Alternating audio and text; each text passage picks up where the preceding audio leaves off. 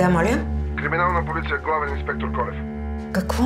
Направили сме блокада пред блока ви. Това са много опасни хора, госпожо. Събирате всички пари в къщата.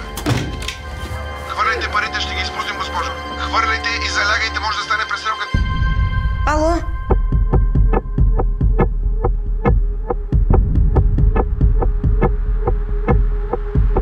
Дойдох за парите. Какви пари? И той ми каза да хвърля парите през прозореца. Звънят на произволни номера, докато не попаднат на потенциалната жертва. Никой не е защитен, повярвайте ми. Какво станало? С колко време разполагам? Колко? До 2 дена приключва всичко. Парите ми трябват сега.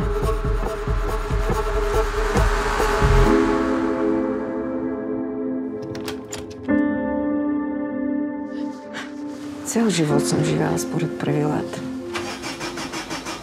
И какъв е смисъл? Ало?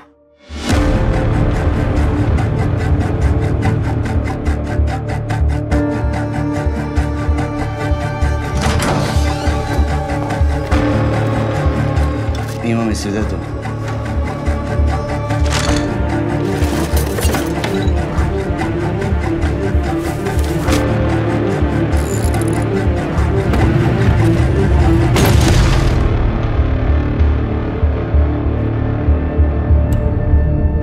Ако беше жив, това никога нямаше да се случи.